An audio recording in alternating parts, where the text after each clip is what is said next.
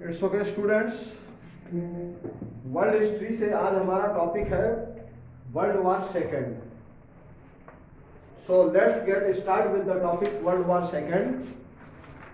और हम इसमें क्योंकि हिस्ट्री पढ़ा रहे हैं, हिस्ट्री एक बड़ा मजेदार सब्जेक्ट है। आज इस टॉपिक को पढ़ाने से पहले मैं आप लोगों को सुनाना चाहता हूं ताकि क्लास में थोड़ा सा रोमांच रहे। और सुनाना ये चाहता हूं कि हिस्ट्री मतलब क्या होता है? इतिहास। इतिहास मतलब पास्ट, और पास्ट में घटी घटनाओं का हम वर्णन करते हैं, वही तो इतिहास है।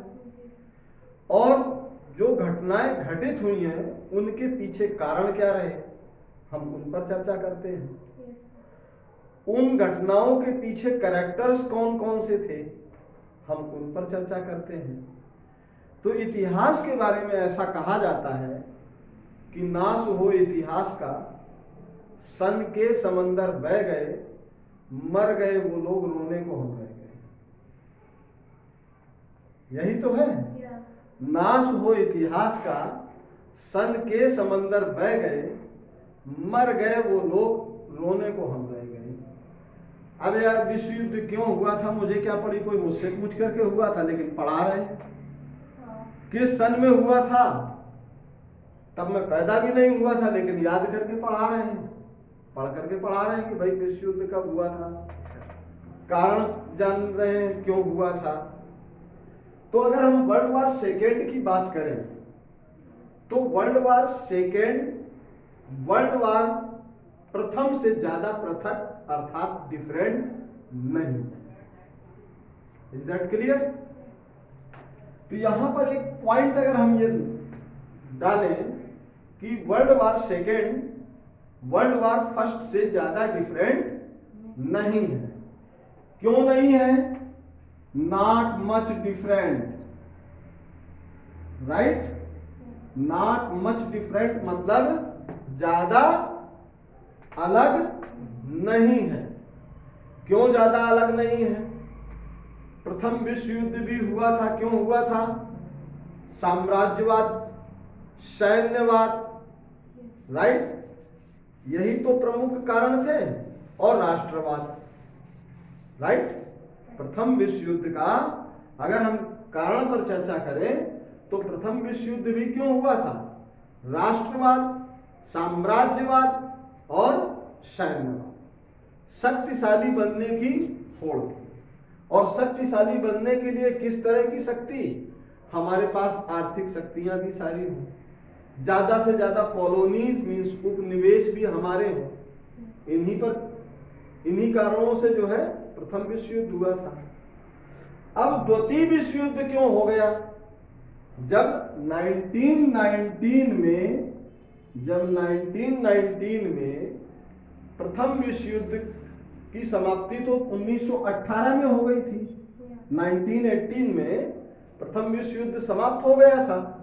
1919 में जो पीस कॉन्फ्रेंस हुई थी, जिसको पीस ऑफ पेरिस या पेरिस पीस कह सकते हैं, या ट्रीटी ऑफ वर्साइल कहते हैं, राइट? या ट्रीटी ऑफ वर्साइल कहते हैं, राइट? तो जब ये हो गई थी तो इसके बाद तो युद्ध की चांस खत्म हो जाने चाहिए थे। लेकिन चूंकि treaty of Versailles in fact treaty नहीं थी, because of treaty of Versailles was not treaty, means ये कोई संधि नहीं थी, वर्साइल की संधि नहीं थी। और संधि हम इसे क्यों नहीं मानते हैं? संधि का मतलब ये होता है कि जब हम किसी संधि को कर रहे हो तो उस संधि में पक्ष और विपक्ष दोनों ही संतुष्ट होने चाहिए। am I right or wrong? लेकिन ये संधि इसलिए नहीं थी क्योंकि यहां पर विपक्ष की भूमिका बिल्कुल खत्म ही कर दी थी। इस संधि को विपक्ष अर्थात जर्मनी पर थोपा है। Is that clear? मीन्स एक तरह से जबरदस्ती साइन करवा लेना। तो इसलिए इस ट्रीटी को ट्रीटी नहीं माना जाता है। तो ट्रीटी ऑफ वर्साइल द्वितीय विश्व युद्ध का एक प्रमुख कारण, राइट? कौन सा? मेन काज बना, प्रमुख कारण क्या बन गया? Treaty of Versailles. क्यों वर्साइल, ट्रीटी ऑफ वर्साइल प्रमुख कारण बना? क्योंकि ये जर्मनी पर थोपी गई थी अलाइड नेशंस के द्वारा, राइट? और इसी ट्रीटी में जर्मनी के बहुत सारे उपनिवेश या तो छीन लिए गए थे, या सारे की सारे उपनिवेश कह सकते हैं, या तो छीन लिए गए थे, या जर्मनी से बिल्कुल अलग करके उन्हें स्वतंत्र कर दिया गया था। Is that clear? तो ये ट्रीटी ऑफ वर्साइल एक प्रमुख कारण। दूसरी चीज, इसी 1919 में एक जो है लीग ऑफ नेशंस की स्थापना हुई। लीग ऑफ नेशंस मींस ये राष्ट्र संघ था जो कि अंतरराष्ट्रीय संघ बना। और प्रथम विश्व युद्ध का एक कारण यह भी था कि जब प्रथम विश्व युद्ध हुआ था उससे पहले कोई अंतरराष्ट्रीय संगठन या संघ या ऑर्गेनाइजेशन नहीं था। तो ये उस समय एक कारण था, इसीलिए तो अंतरराष्ट्रीय प्रथम विश्व युद्ध हो गया था, क्योंकि कोई किसी को रोकने ही वाला नहीं था, कोई रोक टोक करने वाला नहीं था कि चाहे कोई भी परमाणु बम बना ले, कोई भी अणु बम बना ले, कोई भी किसी भी तरह का बम बना ले, कितने भी घातक केमिकल हथियार बना लो, या कोई भी आर्म्स बना लो, राइट? तो कोई रोक टोक करने वाला नहीं था। और चूंकि जब कोई रोक टोक करने वाला नहीं होता है तो बिना ब्रेक की गाड़ी बेलगाम होती है। तो चूंकि कोई ब्रेकर नहीं था, कोई ब्रेक नहीं था, तो सब अपने अपनी शक्ति का प्रदर्शन कर रहे थे। अपनी अपनी शक्तियों का प्रदर्शन करते हुए, शक्ति दिखाते हुए जिसने जितना चाहा उतने उपनिवेश बना लिए। और जर्मनी के पास, जर्मनी भी चूंकि उस समय ताकतवर था, अपनी कुल जीडीपी का 80 to 85% मींस 80 से 85% वो भी अपनी सैन्य शक्ति पर खर्च कर रहा था। और सैन्य शक्ति पर ये खर्च क्यों कर रहा था? क्योंकि ये पूरे यूरोप को अपने अधीन करना चाहता था, राइट? पूरे यूरोप को जर्मनी क्या करना चाहता था? अपने अधीन करना चाहता था। लेकिन प्रथम विश्व युद्ध में हार हुई इसकी, और बहुत करारी हार हुई अलाइड नेशंस के द्वारा। तो इसने यहां पर हिटलर का उदय होता है, हिटलर का जन्म होता है एक तरह से। तो हिटलर ने कहा कि हम अलाइड नेशन से बदला लें, राइट? और अलाइड नेशन से बदला लेने के लिए इसमें एक नाजी पार्टी मींस नाजी राजनीतिक दल का गठन किया। और जिस नाजी की जो प्रमुख विशेषताएं थी, जो इसकी आइडियोलॉजी थी, basically against communism, right? Means साम्यवाद के विरुद्ध थी। और ये उस समय 1917 में, इसी समय 1917 में रसिया की क्रांति में वहां पर साम्यवाद लागू हो गया था। तो ये नहीं चाहता था इस जो रूस की क्रांति के बाद जो रूस में साम्यवाद की स्थापना हुई है, वो जर्मनी में भी साम्यवाद की स्थापना हो। तो इसने means that was against communism, वो कम्युनिज्म के विरुद्ध था। डेमोक्रेटिक गवर्नमेंट नहीं चाहता था, ही हेटेड डेमोक्रेसी। डेमोक्रेसी से उसे क्या था? नफरत थी एक तरह से। तो वो डेमोक्रेसी गवर्नमेंट नहीं चाहता था, लोकतंत्र नहीं चाहता था, बल्कि उसका यह मानना था कि अगर किसी राज्य को, किसी स्टेट को अगर ज्यादा शक्तिशाली बनाना है, ज्यादा पावरफुल बनाना है, तो उस स्टेट की पब्लिक के जितने भी इंटरेस्ट हैं, पब्लिक के जो भी राइट्स हैं, उन राइट्स और उन इंटरेस्ट को अगर कोलैप्स कर दिया जाए, खत्म कर दिया जाए, और जो भी राइट्स होंगे वो सिर्फ किसके होंगे? स्टेट के होंगे। जो भी इंटरेस्ट होंगे, मतलब जो हित होंगे, वो किसके होंगे? वो स्टेट के होंगे, राइट? तो यहां पर इसकी विचारधारा नाजी की क्या थी? Nationalism, right? और नेशनलिज्म क्या है? ये चरम पर राष्ट्रवाद की भावना थी, अग्रेसिव नेशनलिज्म। सेकंड, क्योंकि ये चाहता था, जो जर्मनी का शासक था हिटलर, बेसिकली हिटलर यह प्रथम विश्व युद्ध की हार का कारण किसे मानता था? यहूदी समुदाय को। यहूदी समुदाय को हार का कारण क्यों मानता था? इस पर हम पहले भी आपसे चर्चा कर चुके हैं कि चूंकि प्रथम विश्व युद्ध के दौरान जो इकोनॉमिकल एम्पावर्ड थे वो यहूदी थे और व्यापारी वर्ग था वो यहूदी था, और उसने प्रथम विश्व युद्ध के दौरान जो जर्मनी की इकोनॉमिकली जो हेल्प करनी चाहिए थी वहां के एक नागरिक होने के नाते, वो शायद उन्होंने सहायता नहीं की, इसलिए उसे यहूदियों से भी नफरत हो गई थी। Is that clear? तो राष्ट्रवाद भी यहां पर जो है क्या था? एक तरह से अग्रेसिव, बिल्कुल चरम का, और ये प्रथम विश्व युद्ध की हार का बदला भी लेना चाहता था। 1932 में ये चुनाव लड़ता है हिटलर, राइट?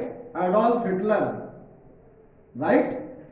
ये चुनाव लड़ता है और चुनाव जो है क्या हो जाता है? हार जाता है।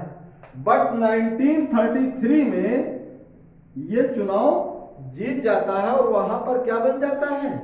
जर्मनी का चांसलर बन जाता है। क्लियर? और जर्मनी का चांसलर बनते के साथ ही ये जो जर्मनी की इलेक्टेड गवर्नमेंट थी उसको जो है गिरा देता है 1935।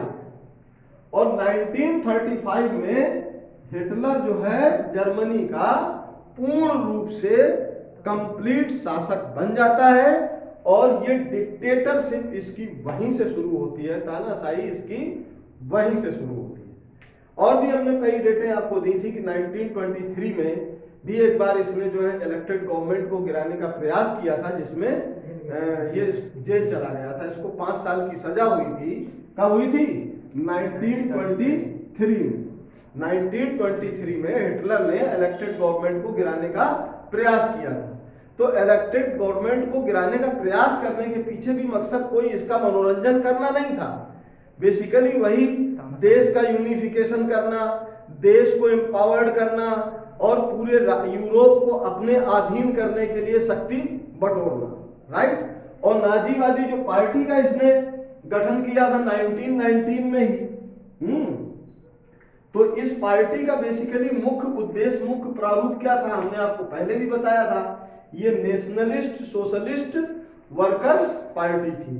जर्मनी की नाजी क्या है? नाजिज्म क्या है? This is political party, right? और जिसका पूरा मतलब था nationalist socialist workers party, nationalist राष्ट्रवादी समाजवादी पार्टी थी, राइट?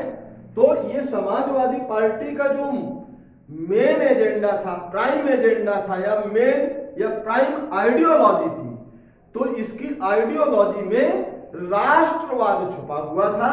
और राष्ट्रवाद चूंकि चरम पर था, इसलिए सारे राइट्स और सारे इंटरेस्ट की अगर हम बात करें तो राइट्स और इंटरेस्ट केवल स्टेट अर्थात नेशंस के थे, और पब्लिक के राइट्स और इंटरेस्ट को पूरी तरह से इसने खत्म कर दिया था।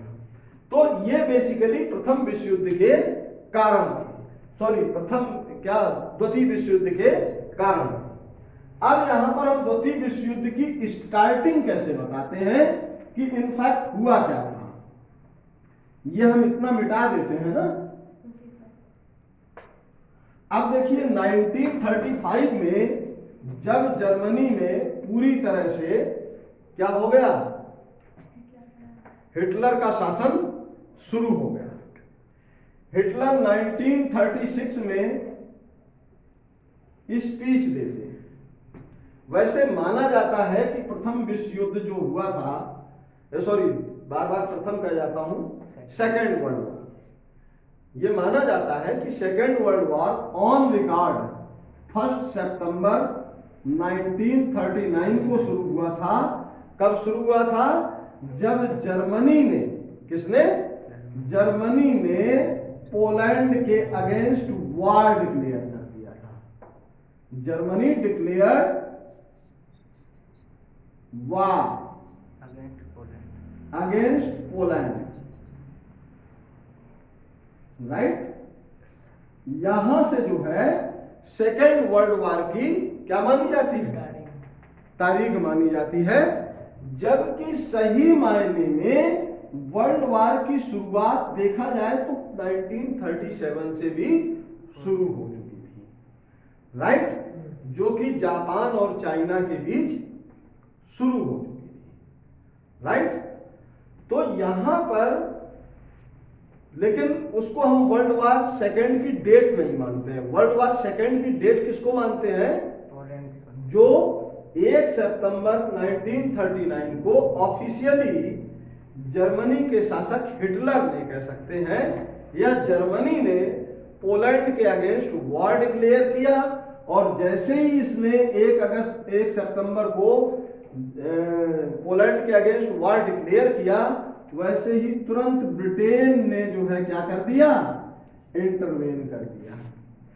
ब्रिटेन ने हस्तक्षेप किया कि देखिए वही वाली बात जर्मनी को, रसिया वाली बात, ब्रिटेन ने कहा कि देखिए पोलैंड पर जो है आक्रमण ना करें, राइट। लेकिन जर्मनी एक बार जो ठान लेता था वो सुनता तो किसी की था ही नहीं।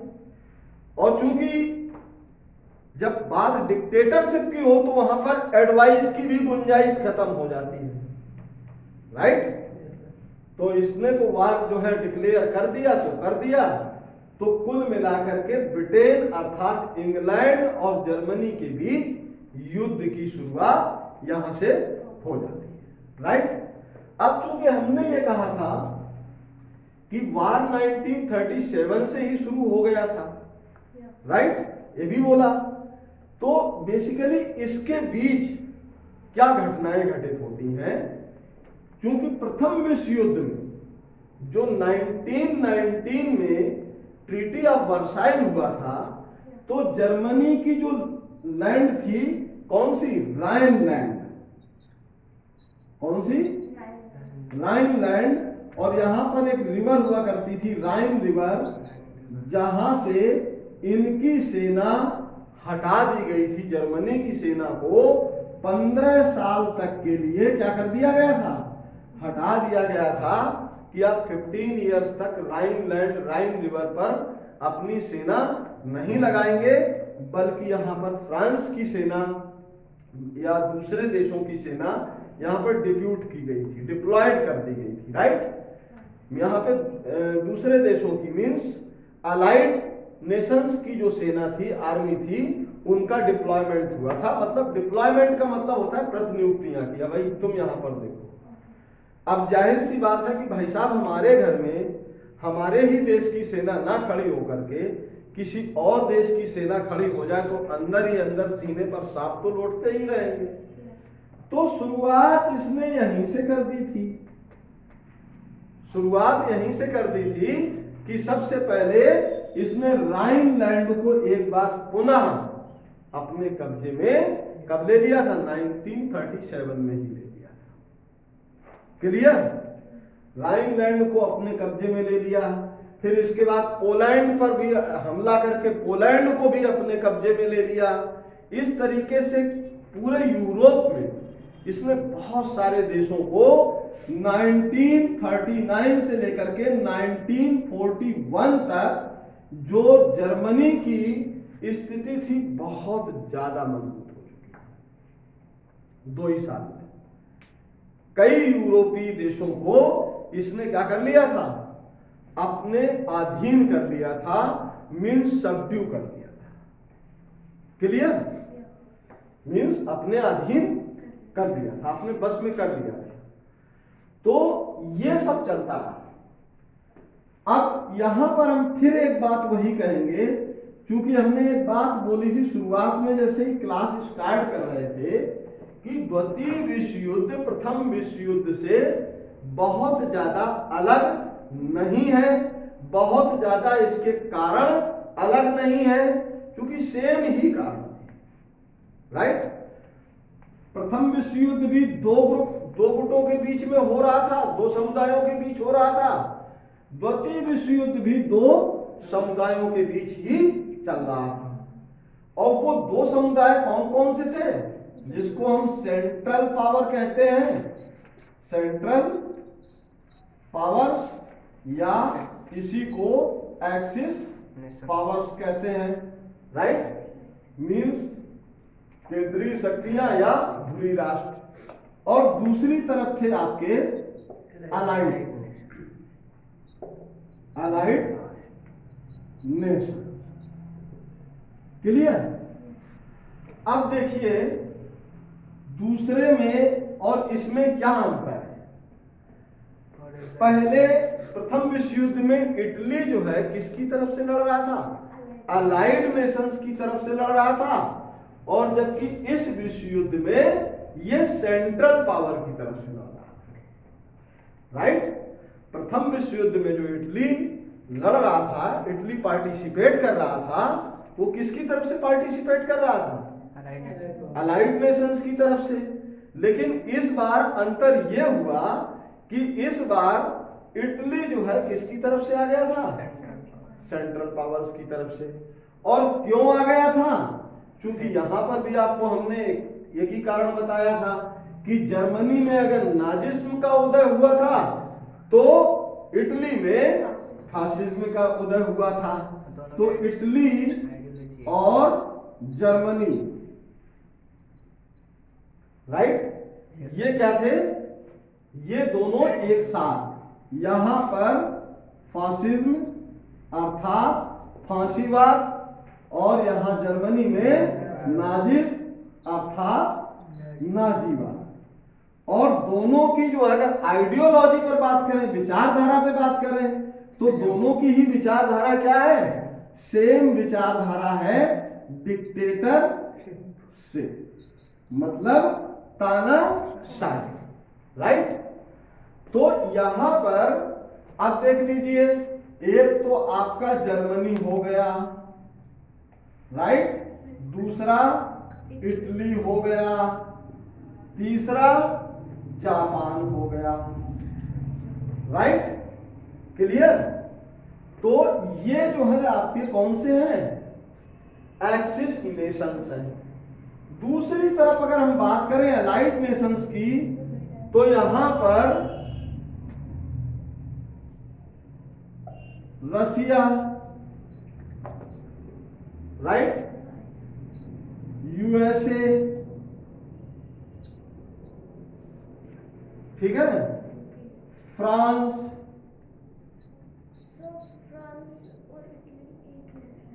क्या बात कर रहे हैं, इटली अलग चीज है।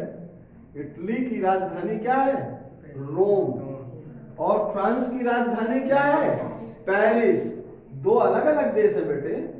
और दोबारा फिर इसको आप यूके कह सकते हैं, या ब्रिटेन कह सकते हैं, या फिर इंग्लैंड कह सकते हैं, राइट।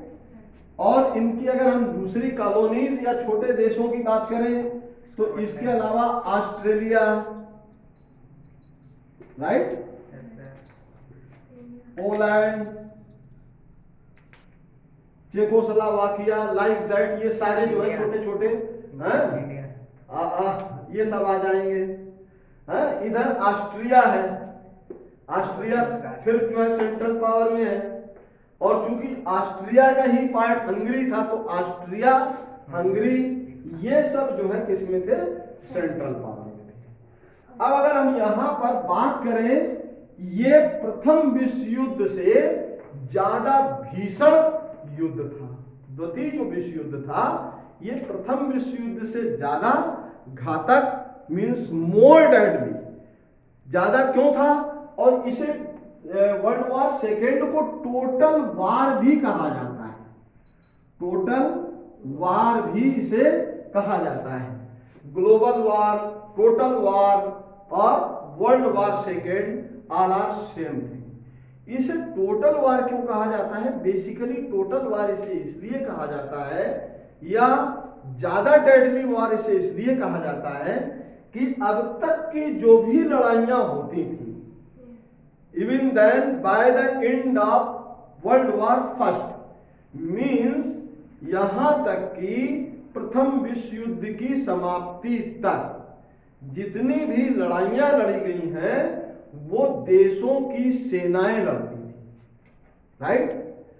मतलब अगर किसी भी दो देशों के बीच युद्ध चल रहा होता था तो वो दो देशों की सेनाएं लड़ती थी, राइट। लेकिन कभी भी कौन नहीं लड़ता था, मीन्स सिविलियंस से कोई लेना देना नहीं था। लेकिन सिविलियंस मीन्स नागरिक, जो सामान्य नागरिक होते हैं उनसे युद्ध से कोई लेना देना नहीं होता है। Is that clear? तो यहां पर हुआ क्या था कि सेकेंड वर्ल्ड वॉर को भीषण वार इसलिए भी कहा जाता है क्योंकि इस वार में केवल सेनाएं ही नहीं लड़ रही थी, मीन्स सिविलियंस को भी टारगेट कर रही थी, लोगों के घरों में घुस करके रेजिडेंशियल जोन में रेजिडेंट्स पर भी बमबारी कर दी जा रही थी। उसमें आम आदमी भी बहुत ज्यादा तादाद में मारे गए। ये भीषण युद्ध इसलिए था क्योंकि इसमें central power and allied Nations दोनों देशों की अगर सेनाओं को मिला करके बात करें तो दोनों देशों की सेनाओं में लगभग 10 करोड़ सैनिक हिस्सा ले रहे थे। 10 करोड़ सैनिक इसमें हिस्सा ले रहे थे और इसमें कई करोड़ सिविलियंस की जाने गई थी, कई करोड़ों जो है इसमें सैनिक भी मारे गए थे। और इसमें घायल होने वालों की संख्या हजारों में नहीं थी, लाखों में घायल होने वालों की संख्या थी और सिविलियंस भी बहुत सारे इसमें मारे गए थे और लाखों की तादाद में सिविलियंस घायल भी। Is that clear? तो ये इसलिए इसको बड़ा ही भीषण वार कहा जाता है। और इस वार की शुरुआत देखिए क्या हुआ था, क्योंकि प्रथम विश्व युद्ध के दौरान क्या नहीं था, lack of international organisation, means अंतरराष्ट्रीय संगठन का अभाव था। लेकिन द्वितीय विश्व युद्ध में तो भाई साहब लीग ऑफ नेशंस की स्थापना हो चुकी थी 1919 में। क्यों भाई? लीग ऑफ नेशंस की स्थापना हो चुकी थी 1919 में। लेकिन हुआ क्या, जैसे ही हिटलर गद्दी पर बैठा तो इसने सबसे पहले तो क्या किया, 1935 में लीग ऑफ नेशंस को लेफ्ट कर दिया, राइट। मींस किसको छोड़ दिया, लीग ऑफ नेशंस, जो ये अंतरराष्ट्रीय संगठन बना था जिसका काम था कि युद्ध से रोकना। जैसे कि आज भी हमारे पास एक अंतरराष्ट्रीय संगठन है, वो कौन है, यूएनओ है, जो खट से अगर किन्हीं दो देशों के बीच जैसे ही तनाव होता है वैसे ही तुरंत यूएनओ इंटरवेन करता है, युद्ध होने को का इंतजार नहीं करता है। जैसे किसी भी देश में, जैसे भारत और चाइना के बीच में अगर युद्ध की स्थिति उत्पन्न हो रही हो, भारत और पाकिस्तान के बीच में युद्ध की स्थिति उत्पन्न हो रही हो, तो UNO means United Nations organisation तत्काल प्रभाव से तुरंत इंटरवेन करता है और दोनों देशों के प्रधानमंत्रियों से बात करता है कि इस डिस्प्यूट्स को जो है बातचीत की टेबल पर ले जाएं। और बातचीत की टेबल पर क्यों ले जाएं, कैसे ले जाएं, स्टेप बाय स्टेप ले जाएं। जैसे ले जाना चाहें, कुल मिलाकर के इस डिस्प्यूट को वार से सुलझाने की बजाय किससे सुलझा लें, प्यार से सुलझा लें, बातचीत करके सुलझा लें, क्योंकि ये दोनों ही देशों के लिए हितकर नहीं, राइट। तो यहां पर लीग ऑफ नेशंस था, लेकिन लीग ऑफ नेशंस इतना कमजोर पड़ गया कि ये पूरी तरह से इंटरवेन ही नहीं कर पा रहा था। भाई इधर इटली ने भी लीग ऑफ नेशंस की सदस्यता छोड़ दी, इसने भी सदस्यता छोड़ दी और क्या हो गया, युद्ध हो गया। और भीषण ये युद्ध 1945 तक चलता है, 1945 तक। और ये 45 में ये युद्ध की समाप्ति कहां पर होती है जाकर के, जब जापान और के नगरों में, कहां पर, हिरोशिमा और नागासाकी, हिरोशिमा और नागासाकी के नगरों में, जापान के नगरों में जब यहाँ पर परमाणु हमला अमेरिका कर देता है, बम ड्रॉप कर देता है, इसके बाद ही द्वितीय विश्व युद्ध की समाप्ति होती है। और इसी के बाद एक बार फिर से एक इंटरनेशनल ऑर्गेनाइजेशन का गठन होता है, जिसको हम कहते हैं UNO.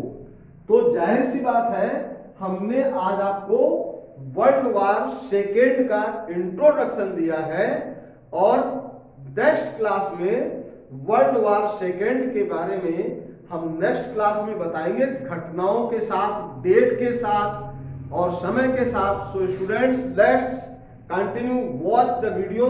If you like it, please like, subscribe and share with your friends. Thank you.